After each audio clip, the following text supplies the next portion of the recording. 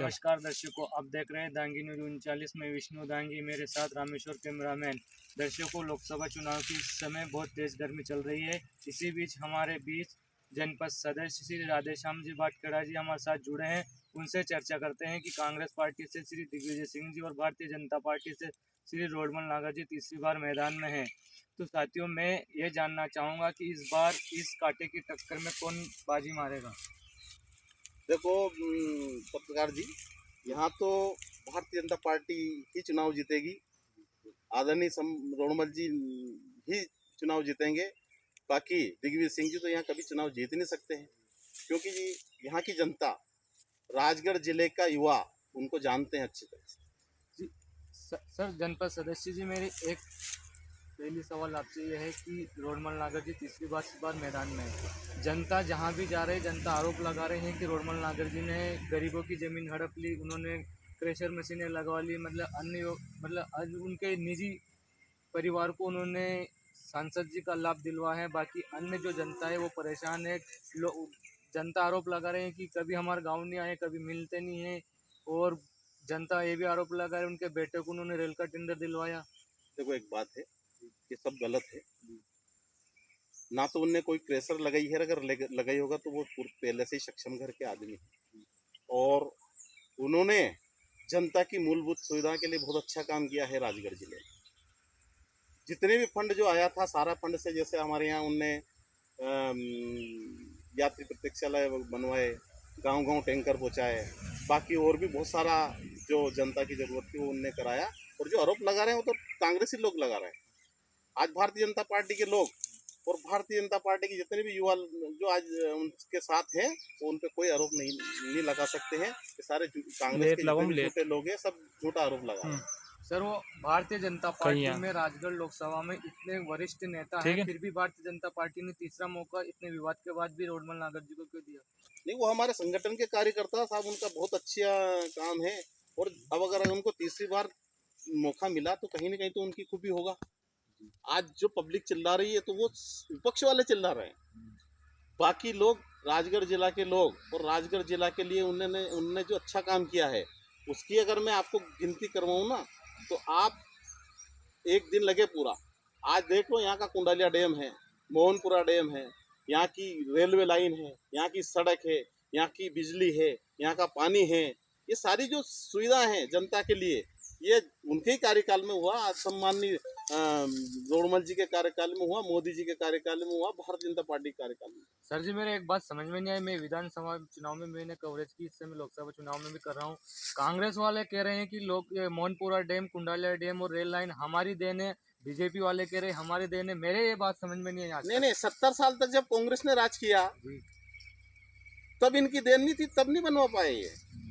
10 साल से भारतीय जनता पार्टी की यहाँ केंद्र में सरकार है और मध्य प्रदेश में भारतीय जनता पार्टी की सरकार है। इन्हीं के हमारे कार्यकाल में, भारतीय जनता पार्टी के कार्यकाल में अगर ये काम हुए तो ये तो क्या झूठ अब क्या उनके पास कोई मुद्दा ही नहीं है, सिर्फ झूठ बोलने के अलावा। झूठ बोल रहे हैं उनके कार्यकाल में, वो तो फिर पहले क्यों नहीं हो गया ये? अगर ये डैम बने तो पहले क्यों नहीं बन गया? अगर रेलवे लाइन आई तो पहले क्यों नहीं आ गई? 70-60 साल तक इनने केंद्र में शासन किया, राज्य किया। अगर ये देश की गरीबी उस टाइम पे मिटाते, ये सारे डैम वगैरह, पानी की सुविधा, लाइट की सुविधा, रोड की सुविधा अगर उस टाइम पे करते, तो आज हिंदुस्तान की जनता और हिंदुस्तान का युवा बेरोजगार नहीं रहता।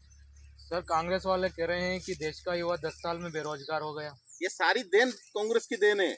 आज युवा तो बहुत खुश है, युवा अपने पैर पे खड़ा है। आप कहीं चले जाइए, किसी भी युवा के पास 1 लाख के से अंदर की गाड़ी नहीं चलाता युवा।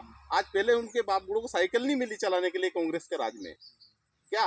और कांग्रेस के राज में जितने दुखी थे लोग, पानी से दुखी, आज उनके यहाँ शौचालय नहीं थे, उनके छत पे मकान नहीं, वो सिर पे छत नहीं था। आज गरीबों के मकान नहीं थे, आज गरीबों की बहन बेटियों की शादियां भारतीय जनता पार्टी करती है, उनके बच्चों को पढ़ाने का काम भारतीय जनता पार्टी करती है।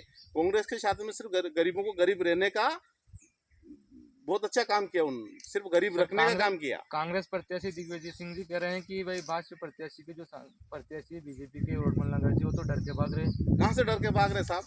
और उनको तो डर ही नहीं है, निडर है वो तो। ये डर तो ये रहे ना, इनको चैन ही नहीं पड़ रही है। आज अगर ये इतने अच्छे काम करते 10 साल तक अगर वो मुख्यमंत्री रहे, इतने अच्छे भले आदमी होते, तो आज उनको इतनी जरूरत क्या पड़ती लोगों से हाथ जोड़कर वोट मांगने की। और उनको तो जाके देते ना लोग वोट। लेकिन उनके जो कार्यकाल में लोगों ने देखा है, आज राजगढ़ जिले की स्थिति जितनी गंभीर स्थिति राजा साहब ने की थी, आज यहाँ जितना राजगढ़ जिले में जितने भी काम आए थे वो सब राघोगढ़ में लगाए उन्होंने। यहाँ की जनता को सिर्फ वोट लेने के लिए रखा उन्होंने। राजगढ़ जिले के का कोई विकास नहीं किया उनने। सिर्फ वो जहाँ रहते हैं, अगर राजगढ़ जिले में जो फैक्ट्री है, शक्कर की फैक्ट्री, यूरिया की फैक्ट्री, ऐसी जो फैक्ट्रियां, बड़ा बड़ा जो कारखाना था, वो सारा काम उनने उनके राघोगढ़ में करा।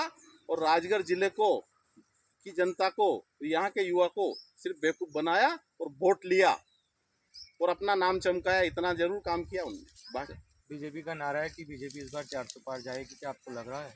बिल्कुल 400 पार होंगे। और यहाँ की जो हिंदुस्तान की जनता भारतीय जनता पार्टी को पूर्ण रूप से आशीर्वाद देने के लिए तैयार बैठी है और 7 तारीख का इंतजार कर रही है। सर, कांग्रेस के जो बड़े बड़े नेता है, वरिष्ठ नेता, ये कह रहे हैं कि बीजेपी 400 पार नहीं, गंगा पार जा रही है। यार बड़े बड़े नेता तो कुछ भी बोल रहे हैं, तभी तो एफआईआर हो रही है उनपे। अगर वो सही बोलते तो क्या एफआईआर होती उनपे? क्योंकि उन तो घुफाट है उनकी, कुछ भी बोल रहे हो, उनके मुंह से बोलते कुछ और है, निकलती कुछ और है।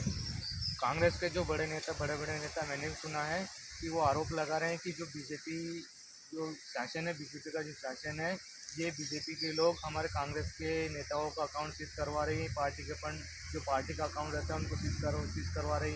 हमारी जो पार्टी के गठबंधन था, जो मुख्यमंत्री बने हुए, उनको जेल में डाल रही। नहीं सर, वो तो उनके कारनामे से जेल जा रहे हैं सब।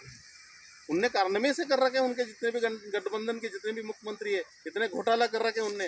अरे चारा वो खा गई, कोयला वो खा गई कांग्रेस, देश के गरीबों का धन वो खा गई। अगर वो जेल नहीं जाएंगे तो क्या करेंगे? तो सर, वो कांग्रेस वाला आरोप भी लगा रहे कि कोई नेता अगर कांग्रेस छोड़ के बीजेपी में जाता है तो वो पवित्र हो जाता है। नहीं, कोई पवित्र नहीं। उनकी अगर मंशा, अगर उनकी कार्यशैली, जिसकी आत्मा में वो है देश के प्रति, जो देश के प्रति वो रखता है आस्था, वो कांग्रेस छोड़। क्योंकि कांग्रेस एक भ्रष्ट पार्टी है और भ्रष्ट पार्टी में जो रहना चाहता है वो कांग्रेस में आ रहा है तो उसका स्वागत, बीजेपी में आ रहा है तो उसका स्वागत है। और अगर उसकी मंशा है देश की रक्षा करना, देश की सेवा करना, तो वो बिल्कुल बीजेपी में आएगा और उसका स्वागत है। क्या आपको लग रहा है कि प्रधानमंत्री श्री नरेंद्र मोदी जी तीसरी बार देश का मोर्चा संभालेंगे? बिल्कुल संभालेंगे साहब, 100%, 1000%, कोई नहीं मना कर सकता। और यहाँ का युवा बहुत खुश है। आज आदरणीय मोदी जी के साथ पूरा देश है और पूरे देश की जनता, पूरा देश का गरीब मोदी जी के साथ है। और जितने भी भ्रष्ट जो लोग हैं वो कांग्रेस के साथ। जी सर, आप वरिष्ठ हैं, आपने कांग्रेस के शासन भी देखा, लगभग अंग्रेजों का शासन तो शायद नहीं देखा होगा, आपने भारतीय जनता पार्टी का 10 साल का कार्यकाल आपने भी देखा। आपको लगता है कि श्री नरेंद्र मोदी जी का कार्यकाल देश में बोल रहा है? बिल्कुल बोल रहा, देखा मैंने। कांग्रेस का कार्यकाल भी देखा है। सम्माननीय मनमोहन सिंह जी जब प्रधानमंत्री थे इस देश के, तो उनको बोलने नहीं दिया जाता। प्रधानमंत्री वो थे, देश कोई और चलाता था। और आज हमारे देश के प्रधानमंत्री जी स्वयं सक्षम है और देश नहीं, विदेश में भी हमारा देश का डंका बज रहा है। उनका नाम का डंका विदेश में भी बजता है। आज हमारे देश, भारत का पूरा देश भारत की तरफ देख रहा है।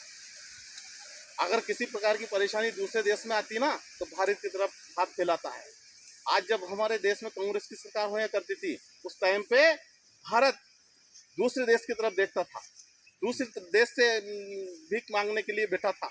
आज हमारा देश, हमारे देश के प्रत्येक व्यक्ति को गर्व होना चाहिए, छाती ठोक के हम लोगों को बोलना चाहिए कि हमारा देश दूसरों देश का नेतृत्व कर रहा है। दूसरा देश हमारे देश की तरफ देख रहा है कि कब भारत हमारी मदद करे।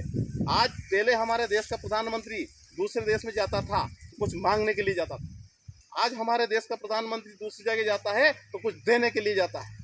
ये हमारे देश की खूबी, ये हमारे देश की, आज हमारी भारतीय जनता पार्टी की देन है, आदरणीय मोदी जी की देन है। आज हमारा जब 2019, 20, 21 उसमें जब इस देश में बहुत भयंकर महामारी चली थी, कोरोना काल, आपने भी देखा था और वो कांग्रेसियों ने भी देखा था। लेकिन हमारे देश ने विदेशियों की मदद करी, वहाँ पे उन लोगों की भी मदद करी। पूरे देश को एक वज्र की तरह वैक्सीन दी ताकि उससे पूरा देश बचा। कांग्रेस वालों ने एक और मुद्दा छेड़ा है कि ये जो कोरोना काल में जो ये कोविड का जो टीका लगा, इससे लोगों को हार्ट अटैक आ रहा। ये सब गलत है साहब, उनके पास कोई मुद्दा ही नहीं है। देश उसी से बचा है। अगर हमारे यहाँ टीका नहीं लगता तो पूरा देश में ना जाने कितनी हाहाकार हो जाती। आज विदेशों में भी भारत की जय जयकार कर रहे हैं। वो टीका विदेश के लोग को लगा तो आज भारत के आगे नतमस्तक है लोग, विदेश के लोग। ये भारत की देन है साहब। ये तो सब लोग बेवकूफ बनाने के काम कर रहे हैं। ये इनको वोट के टाइम पे सारी जनता, सारे गरीब, सारे युवा, भगवान राम, धर्म, गौ माता, ये सब कांग्रेस को वोट के टाइम पे याद आता है। इसके बाद कांग्रेस ना धर्म को जानती है, ना गौ माता को जानती है, ना गरीबों को जानती है। सिर्फ इनको वोट जब लेना रहता है तब सारी चीज़ें याद आ जाती है। धन्यवाद सर हमसे जानने के लिए।